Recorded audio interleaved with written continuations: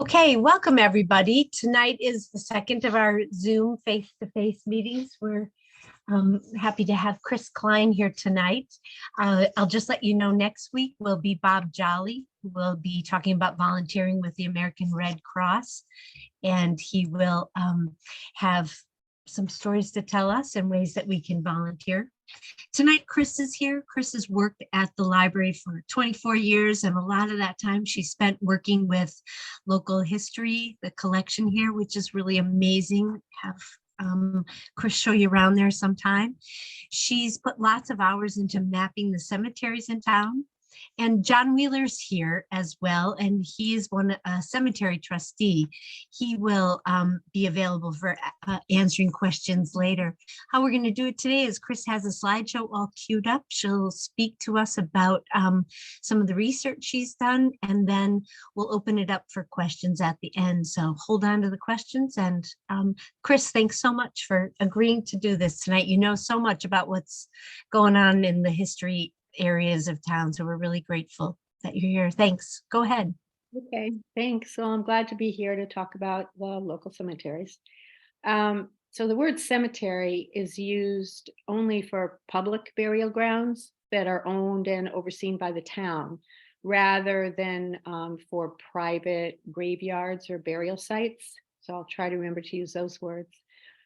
This is an excerpt from the 1860 map of Tamworth, and the only cemetery that appears on this map is the one we know as Ordination Rock, was known then as the Town Cemetery, and it's right on the corner of Hollow Hill and Cleveland Hill Roads.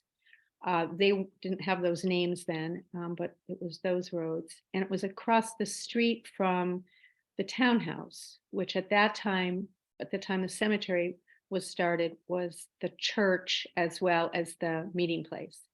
The townhouse does not show up on this map because it was moved in 1850 from its corner down here into the village. This is from the Hollow Hill side, excuse me, sorry, looking into the Town Cemetery or Ordination Rock Cemetery. And you can see the gravestones which face towards that road. These are the oldest stones in the cemetery, and the dates are around 1790. This cemetery was expanded in 1996 when the town purchased 3 acres of land from the Leader family, which is to the east along Cleveland Hill Road. This is the gate to the cemetery. The gate and the cut granite stone walls were added later, not when the cemetery first started. This is a very unusual stone. It's called a table stone, and this is where Samuel Hidden is buried. He was the minister. And minister stones were often the most prominent stones in cemeteries in the 1800s. There's a really long inscription on the top of this stone, which is almost unreadable. It's been eroding. So this is an 1892 map of Tamworth, and on this map, can find Shakora Cemetery and the Town Cemetery and the cemetery on Pease Hill Road. I don't know why the Riverside Cemetery doesn't show up on this map. It's likely the oldest cemetery in town, dating back to at least 1787. Some town cemeteries started as family burial grounds and then were made larger. Neighbors were buried there, and then the town eventually took charge of some. I don't know if anyone recognizes this burial site. It's off of Great Hill Road. There are no carved stones. All of the graves are aligned east to west. At the west side is the larger headstone marker, and then the smaller footstone is to the east. And people were buried this way because it was believed on Judgment Day, people would rise up and face the east. We don't know who's buried here. Here's another fieldstone graveyard, just really down the road from the one we just looked at. And you can see the stones sticking up. Likely they've eroded, sunk, and been slowly covered by plant debris. The stone wall was probably added later. The way cemeteries are laid out now are generally pretty geometric, and that wasn't true in the 1800s. That large stone in the middle has a plaque on it that says, "Here lie some early settlers of this region. Their names forgotten by men are registered in heaven." And this graveyard was tidied up and the plaque put on by a former resident of the house that is closest to this burial ground. So this is a town report for 1913. We have town reports here at the library that go back to 1896, and you also can see all of them online. And I can tell you how to do that if you're interested.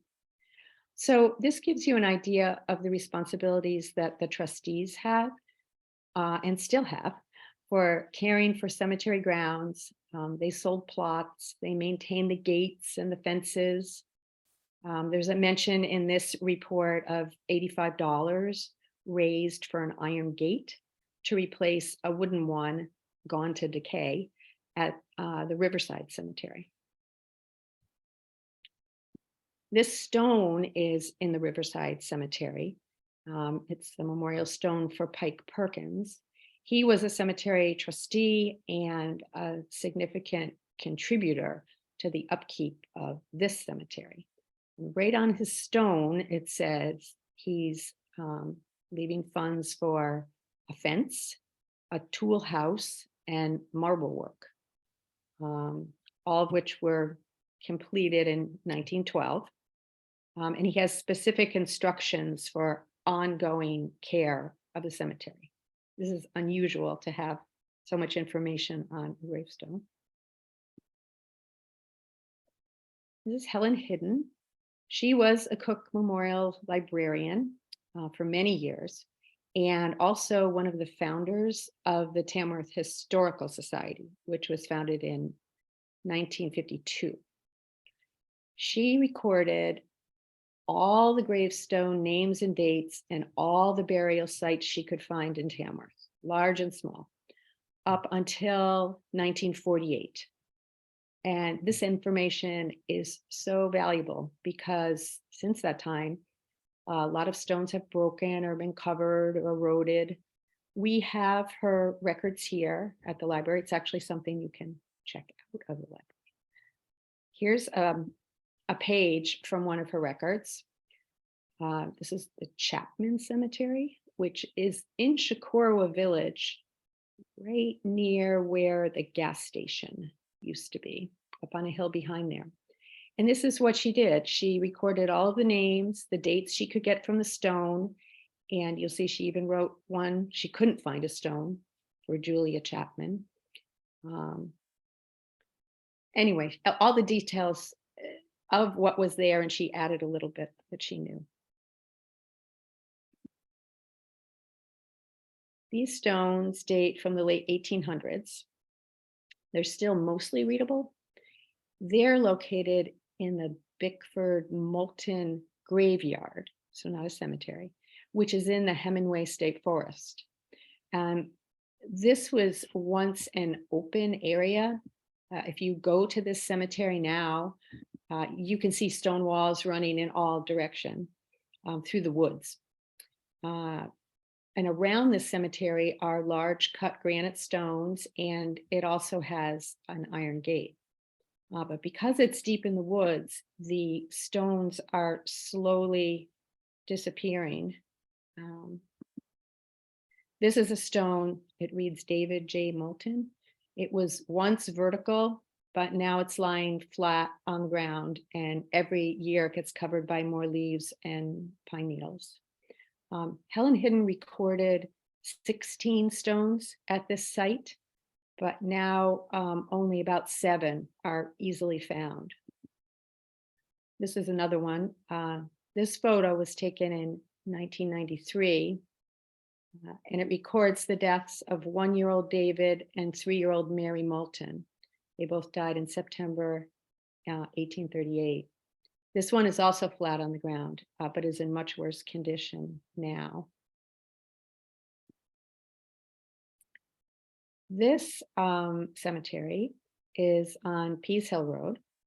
A part of it was once private, but it's now a town cemetery. Some land was given to the town to make the cemetery larger, and the town has been maintaining it. The trustees actually maintain not only the cemeteries, but many of the small graveyards in Tamworth. This is a page from one of Steve Damon's history scrapbooks that are here at the library. And his description of this is a large maple tree that is swallowing up 2 graves. You can see the gravestone sticking out near the bottom. This is one of the 2 biggest problems in New Hampshire graveyards. Large trees, often white pines, drop needles and branches, and their roots topple stones. It's really unusual to find a photograph of cemeteries, older photographs. This is a watercolor done by Willie Frome. It's owned by the library now, and it's of the Riverside Cemetery. And the stones in this watercolor are from South Tamworth families, Whittier families, Gilman, Lord, Mason. The Riverside Cemetery is the only one in town where each stone has been located using GPS. It was a project that Joan Casarato, was a local historian, worked on with a community school student. Joan was an avid genealogist, and like many genealogists, she really counted on cemeteries to give her birth dates and death dates and other information that's recorded on the stones. She was a real expert in local cemeteries and shared lots of her information with me. This is the Riverside Gate that was mentioned in 1914 town report. It was redone by our current trustees, had it updated recently, gave it a new paint. You can see how the stones aren't all facing in the same direction. It wasn't as carefully laid out as more modern cemeteries are. Also Riverside. They have many different kinds of stones, different heights, different shapes. Later cemeteries often required more uniformity, that there are guidelines for the types of stone, the heights and sizes. And actually Tamworth does have guidelines, which you can see on the town website. The rules and regulations for our cemeteries are there. This is another interesting gravestone from Riverside Cemetery. It has a special plaque on it that was given to Virgil White in 1947. He served for quite a while as the motor vehicle commissioner of the state of New Hampshire. He was also the inventor of the first snowmobile.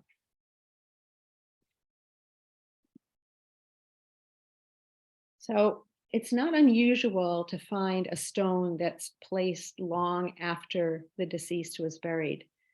This stone, the larger stone on the right, was Stephen Mason's gravestone. And on his stone, it says his mother-in-law is buried next to him and his wife is on the other side. And his mother-in-law on the stone is called Widow Dalton. Her name was actually Mary Levitt. And it says, to the left, his mother-in-law, Widow Dalton, who was the first person interred in this cemetery in 1787. And Elizabeth, his wife, died in 1820 which is 20 years after Stephen. So we know the stone was placed after he died. That was helpful to have it pointed out that she was the first person interred in the cemetery. In the 1990s and early 2000s, about 15 people who were Tamworth Historical Society volunteer researchers visited all the known burial sites and collected information about the stones there. And they used Helen Hidden's records as well. And they also drew maps of all the sites. Jean Hewlett's, Betty Perkins, and Mary Jean Farnham, they compiled most of that work. And there's made a book called Selected Shakorowa, Tamworth, and Wonalancet Cemeteries and Burial Sites. And we have a copy of that book here at the library, which is very helpful for research. This burial site was discovered in the early 2000s when Lois Ames and her husband lived here, kind of near the Brett School. They found a broken marble gravestone on their property, and they didn't understand why it was there until they found in their deed there was actually a reference to a burial site on the property. It's not known for sure who's buried here, but it's probably a Gilman. And burial on private property is legal in New Hampshire, but there are siting guidelines that have to be met. We're always looking for historical burial sites.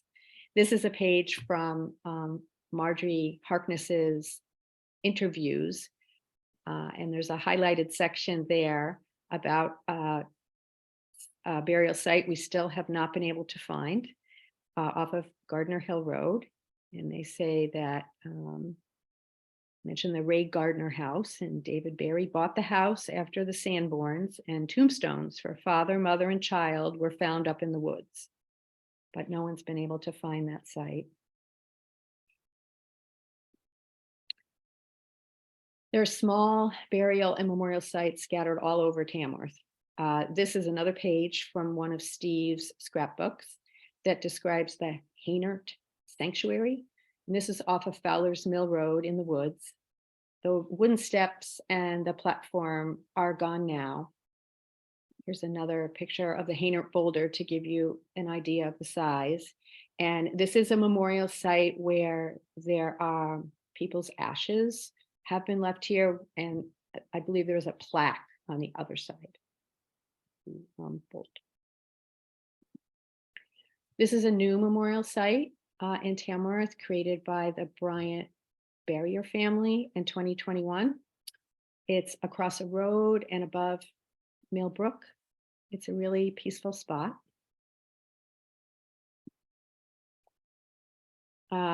This is where Arthur Walden, we're not sure if it's cremated remains or if he's buried here, but it's a stone in his memory, and also for Kate Sleeper right nearby, and it's next to the Wonalancet Chapel. And across the street from the chapel is the Wonalancet Cemetery. This is, I think, the newest of the town cemeteries. This one was established in the 1970s when the Reed family deeded property to the town for a cemetery. This is a small cemetery, the Nahum Gilman Cemetery. It's actually not a cemetery, it's a graveyard. And it's located on Old 25 on Whittier Road. There are 32 people buried here. All of them are Gilmans. Several generations of the Gilman family lived in the home, which is just east of the burial ground. And that home, it's now Tana Farm. So this is, it's a interesting cemetery right on the road, easy to visit, easy to find. These two stones are in that cemetery, Nahum Gilman and Mary Gilman. And the fingers pointing are pointing to heaven. That's the destination. This graveyard is just outside the Tamworth line. It's the Jewel Cemetery.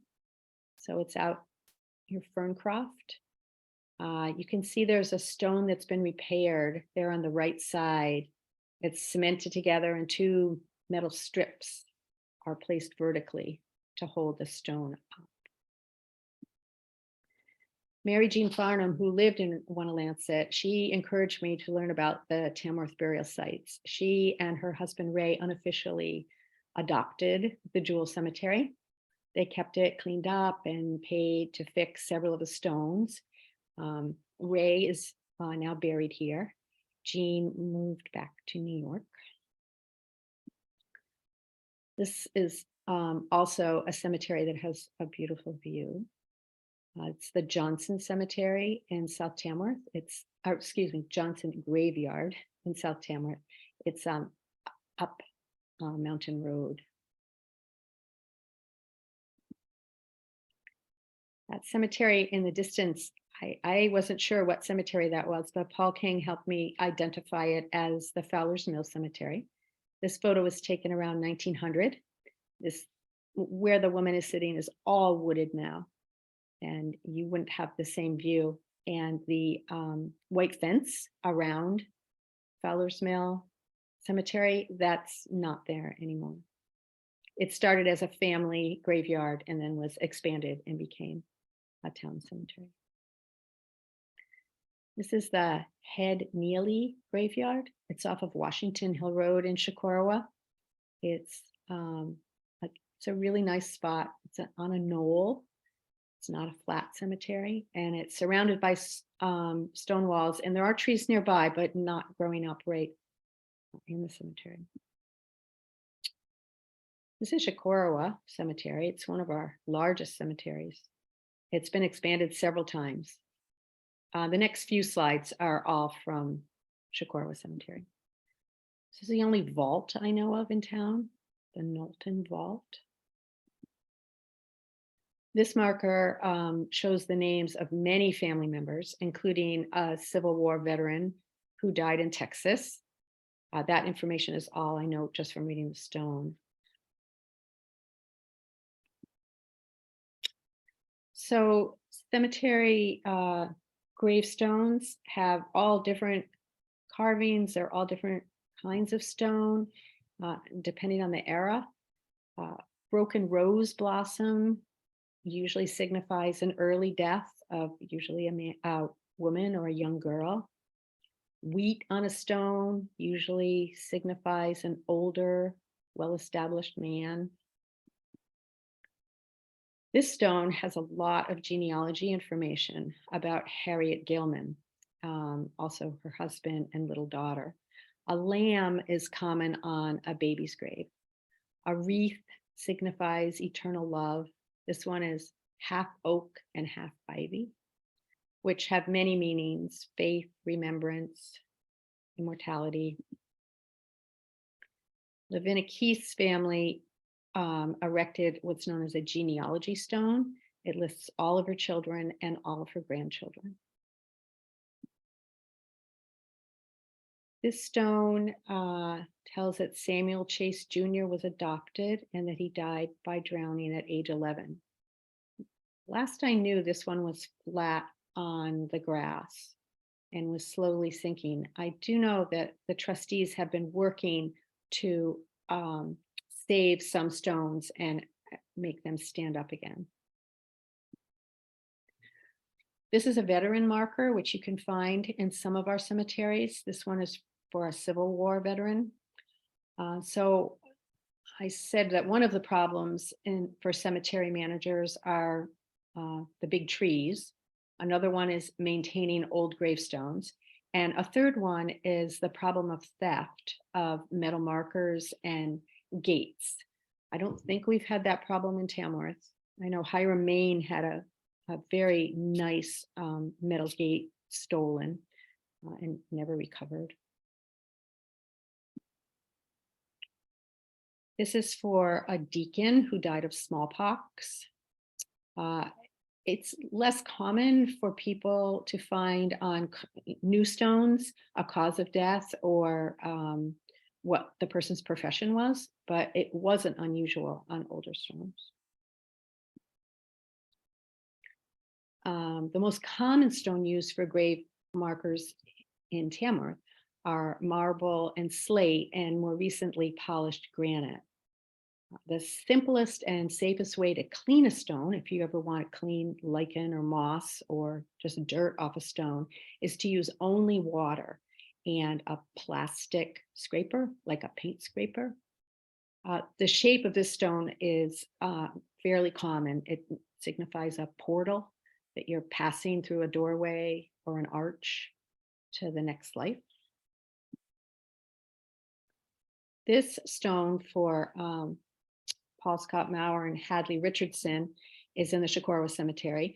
And in 2015, it was the only Tamworth grave listed on Find a Grave. Find a Grave is a free online source of information. You can find photos and information about cemeteries all around the US and even around the world. And I think this one was probably the only one partly because he was the poet laureate of New Hampshire, and also because Hadley Richardson was Ernest Hemingway's first wife. This is the Lock Graveyard. The first time I visited it, I could hardly find it. There were so many trees, limbs were down, small trees were sprouting. And I mentioned to the owners that there was a graveyard there, which they were unaware of. And the next fall, they came to the library and brought this photo to show how they had cleaned it up and put the chain around it. Good outcome. So this is a cemetery map. In 2015, we worked with Larry Garland, who is a cartographer. He works for the Appalachian Mountain Club, and he came and visited all the burial sites and cemeteries and memorial sites in town with me.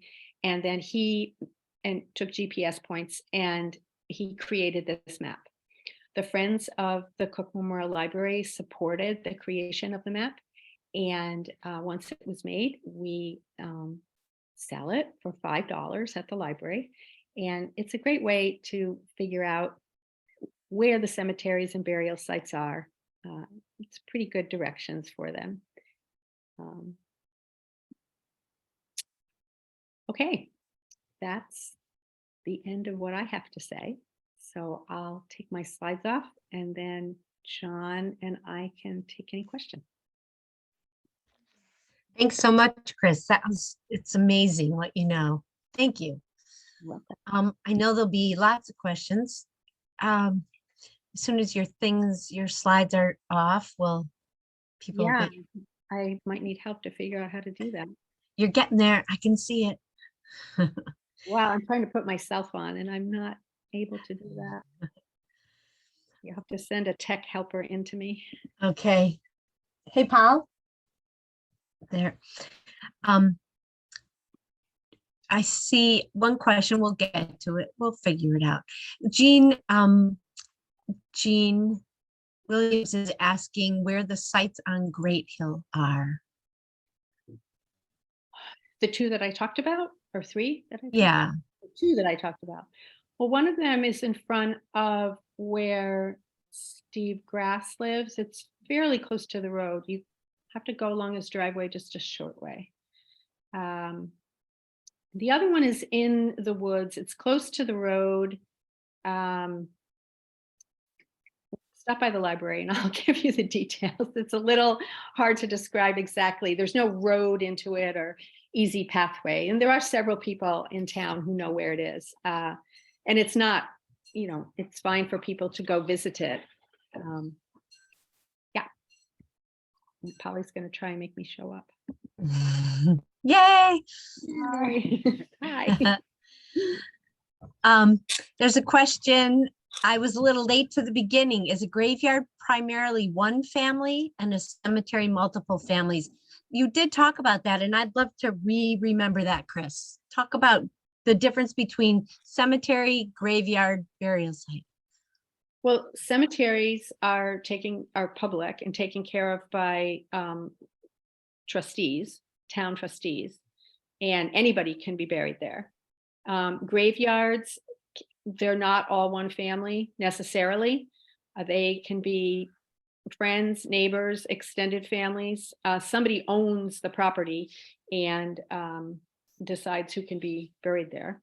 And burial sites are the same thing as graveyards. And then memorial sites would be not necessarily have ashes or a burial there, but maybe a memorial stone or a plaque without burials. That makes sense? I have a question, Amy. Can you hear me, Chris? Yes. Hey, Chris, I thought it was kind go of, ahead. I thought it was kind of funny to see that one slide from somebody who had died from smallpox. It gave their age in years, months, and days. And was that practice kind of particular to a certain time period? It's very common on the older stones. I don't know when that stopped. Yeah, they don't say this is the birth date, but they say how old they are. Yeah, it's very common, but I don't know when that stopped. Okay. Go ahead, Katie. I was wondering if the ones that are deteriorating and harder to read, like Samuel Hiddens and so forth, are rubbings? Have people done rubbings up them to save that as they fade out? Do you want to answer that, John? No, I don't. That's I'm sure some people have done some rubbings. We have no particular restriction on doing it. We hope if people do, they do it according to cemetery or general cemetery maintenance rules, but we do not have any rules on it. I wondered if there was sort of an official effort to do that. So unless they have been photographed or recorded in another way before they've eroded. Samuel Hiddens has been photographed and transcribed. Yeah. And technically, you can do rubbings with the permission of the cemetery trustees. So, and there's a particular safe way to do it that you won't damage the stone with particular kind of paper and a crayon type thing. Yeah, right. Rice paper, maybe. Thank you. Chris, Lynn Flackus asked, is there anything you can share about the history of the Bickford Moulton family's graveyard? Does someone take care of it? Seems as if it gets care. Such a beautiful site.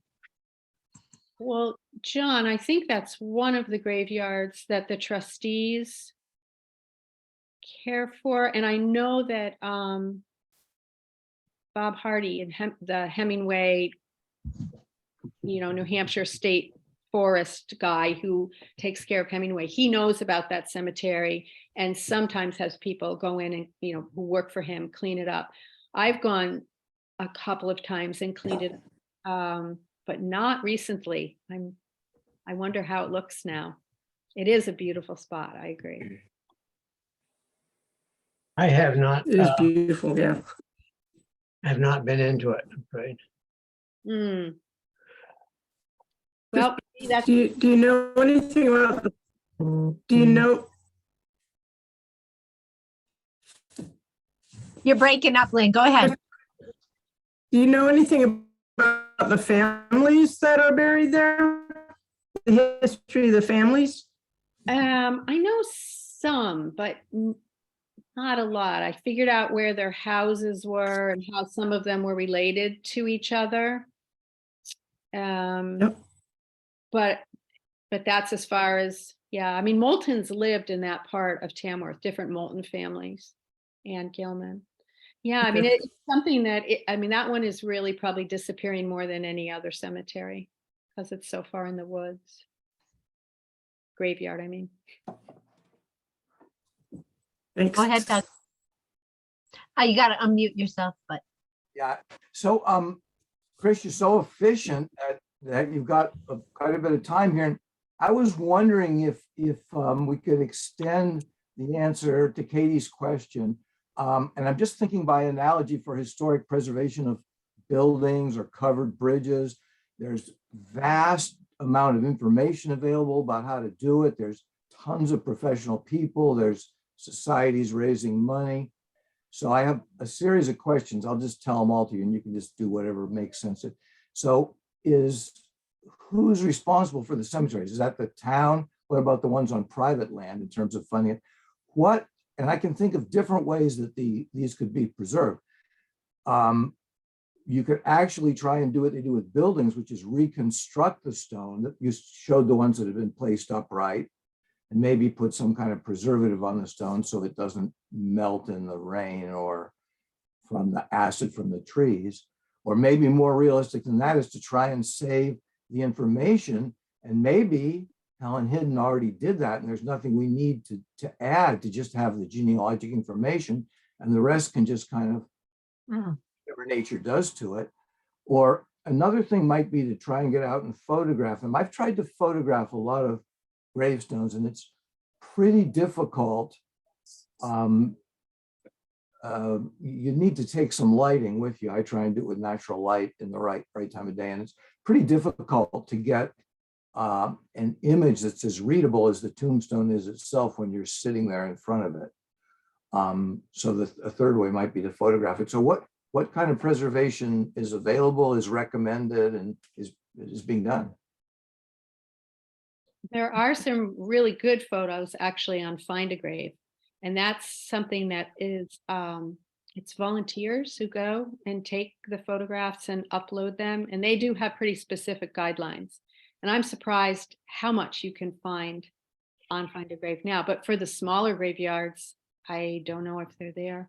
I think the records up to the early 2000s are pretty good, pretty detailed, between Helen Hidden and the group from the Historical Society. And now the trustees, am I right, John? The trustees really track that information, right? On newer stones? We only track the sale of lots. And I've been keeping the obituaries and the death certificates when I get them. We do request that they be sent to us, but does not always happen. And the actual sale of records since 2010, I guess, we've been keeping a good record and keeping copies of the deeds in the town office. And a number of the deeds earlier for several years are there, but before that, we don't have them or have not found them. Yeah, I don't think they exist. I think it's just what's on the stones. That's what we have as a record. So as that disappears, we lose some of that information, but it is recorded up until 2000 pretty well. does that Sure. answer for you, Doug? Are you good? And I think There are a lot of good records that the library has done by the volunteers over the years on recording the information. Well, and you and other trustees have sponsored cleanup days in the cemetery where people have learned how to put stones back up and put, so they're solid, and clean them. That used to be an annual thing. Yeah, we've been trying to do it annually. We've missed some, and it's primarily been getting them upright, straightening the ones that have tilted, getting underneath and straightening them up. Volunteer. I think Alex had a question. Alex, are you right there still? You had wanted to say something? Yeah, I'm here. I just had a question. I think Chris might have already mentioned that cemetery on Route 16 in Chikorva, but I'm not sure if that's the same one that I was wondering about. I once left a car at a mechanic to get the inspection done, and he told me to go take a walk for an hour. So I started walking around in Chikorva along Route 16, and there is a graveyard or a cemetery right under that billboard that is sort of like a little bit away from where a gas station was, a little bit towards South Tamworth in that direction. I don't know if that's the same cemetery as Chris mentioned.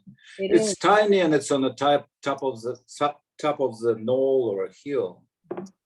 That's the one? That's the one. That's the one that Helen Hidden, the Helen Hidden record. That's the Chapman Cemetery. Right. It looked really interesting because I climbed up that hill because I had time, because Ed told me not to come back for an hour. And there's a little Ella in there who was 3 years old, and a couple other kids, and a number of kind of unmarked graves. And, all together, maybe less than 10, half a dozen or so. And I thought, oh, maybe that's where the town buried the people that were kind of unattached to anybody. What's the story of that cemetery? I don't know the whole story. A lot of them were related to each other. Or they have the same last name. One man is there with his 4 wives. And as far as I could tell, he died at age 31. So there's some kind of story there. I don't know. I don't know the history of all the people in there. Well, whatever it is, that's probably one of the most dramatic looking cemeteries I've ever seen, right under that billboard over the busy highway. Okay, well, then that kind of answers my question. Wait. And now Hollis has a Now question. I have a question. Hi. So there's a one grave off of Trask Hill Road. And it's, I don't know who it is. Right now I can't remember the last. Chris is trying to think where Trask Hill Road. Yeah. Oh, off of Brown Hill towards 113. Oh, it's in Sandwich maybe. Maybe it's in yeah. Sandwich. It's so bizarre. It's just one grave. It looks like it was ready for a like a family. And it looks like one person, and then they all left. Well, there could be more buried there. So there were some stones that were flat on the ground, and some never had markers, because they were expensive, depending on when. There are a couple of grave sites in Tamworth that seem to just have one stone, but I don't know that one. I think it's in Sandwich. All right, thank you. All right, we're done. We're done in this household. Thank you. I'm muted. Jean, you have a question? Actually, I have 2. One related to what Doug said, which is all the burial sites or graveyards, trying to use proper terminology, that are on private land. Who maintains them? What would happen if someone took charge of one? That's first one. And the second one is the idea of a pauper's grave, which Alex brought up, which is fascinating. I don't know. I mean, I know they exist. I don't know. I'm curious if we know anything about if they exist in Tamworth. Well, John, the trustees do maintain some of the small graveyards. Correct. We have 10, I think it is, that are outliers that we take care of, not as often as we do the main cemeteries, but it's just because of past practice that it's happening. But if it is on private property, you should contact, maybe it's the abutter that owns it, and you should contact them to see or look on the town map site and determine if the lots are separately owned. I'm sure Bachelor Cemeteries or burial sites do not have ownership listed. Because my husband and I love to wander and look at the gravestones and like there's one on Pine up near Whitegate Farm, you bang a left. That's a very good one. That's very cool. There are a couple on Mhm. the next road up Cleveland Hill from Hollis Hill, right near Jill Jenkins' barn. There are two on that road as you head out to Bear Camp Community Center. Yeah, Smith and Meter, those are two private graveyards. Those are two private ones. Okay. Yeah, well, I mean, private graveyards, as far as I know, are fine to go visit and walk in. And as far as Yes, we have. maintaining them, if one looks like it needs help, you could always let the trustees know. But I think voluntarily cleaning up a graveyard is a good idea. Well, we will move like limbs that have fallen down that we can manage and things like that, but we've never, never like messed with stones or brought rakes or anything. And I think I'm hearing from John, one should request permission before we would do that. You can take a look at the map that Chris mentioned and see whether it's one of the maintained town ones or not. I did not know that existed. That is so cool. Right. I'll be at the library with my $5. And if Katie, did you have a question? Katie? Me? Yeah.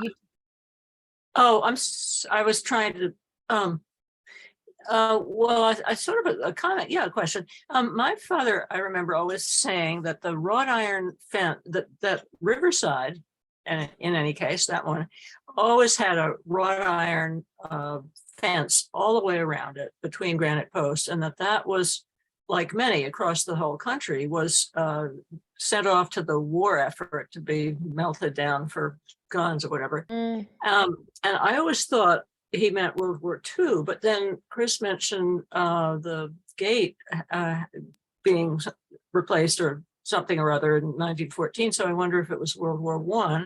And I just wondered if any of you, if that was recorded at all.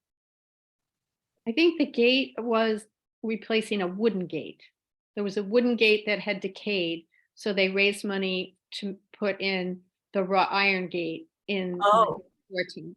So yeah, yeah, got that backwards. But you don't know about entire fences from perhaps many of the cemeteries getting donated. Yeah, I wonder.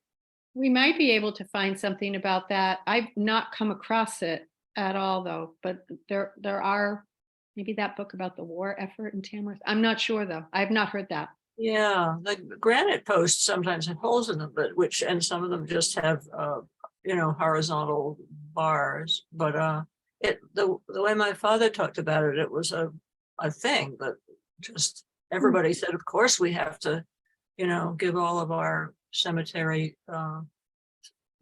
So anyway, just a the thing. Riverside Cemetery has around the non-road frontage has posts and had pipes.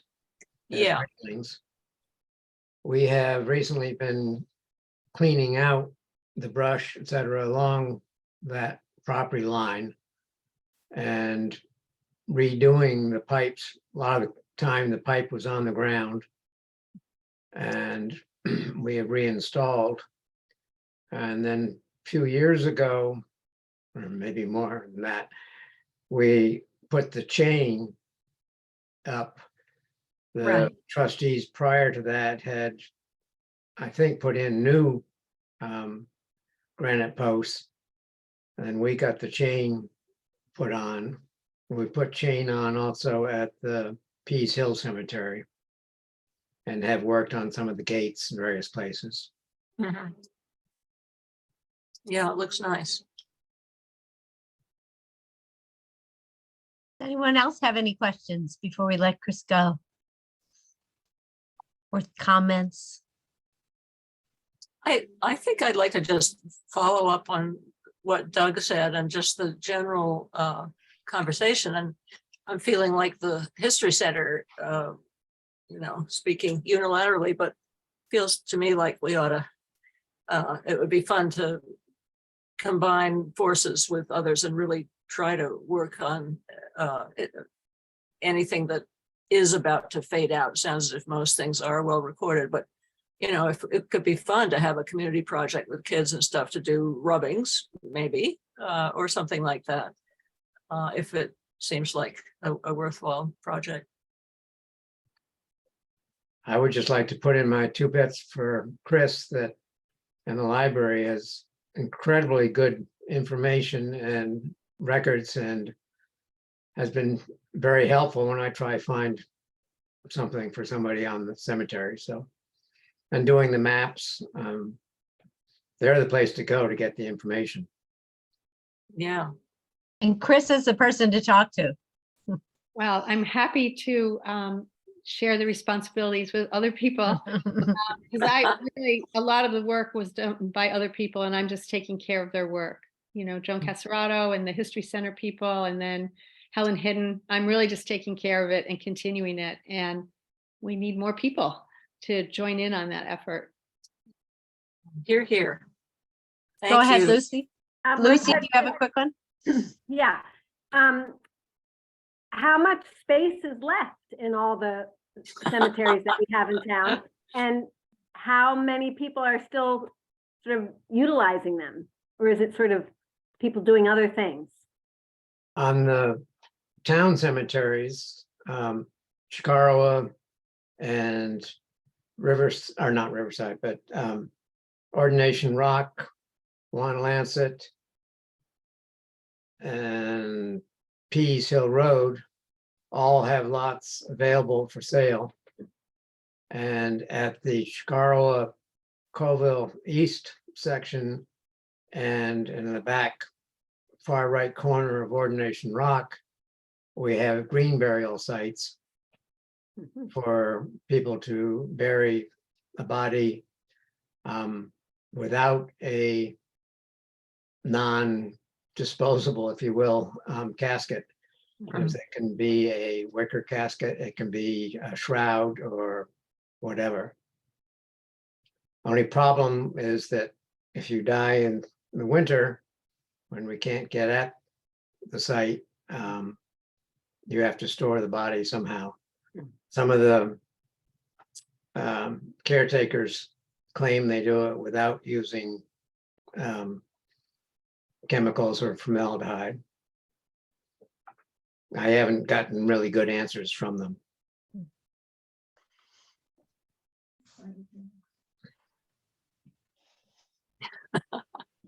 On that happy note. Go ahead, Liz.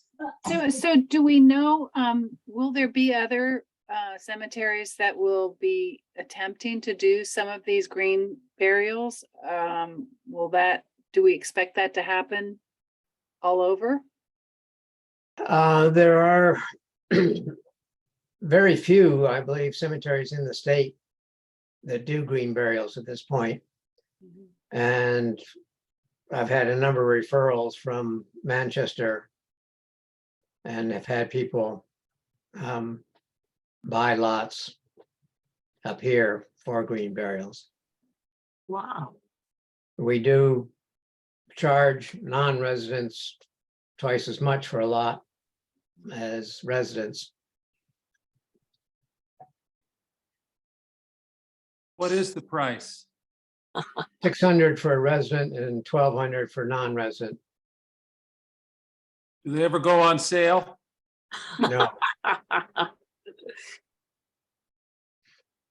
Do they cost more if they have a view? Fortunately, we're not taxed. Well, I know there were some people here that signed in late, maybe thought it was 7 o'clock and not 6:30. This will be a recording and it'll be on our, you can have access to it. Mary will put something on the exchange and you can always go to our website to look. Chris, thanks so much for putting this together. It was just fantastic. And John, for all the work you're doing as a trustee. If anyone else doesn't have questions, we'll let you go and we'll see you all next week, 6:30. And thanks, Amy, for Cook Library doing these. Oh, These we are love great. it.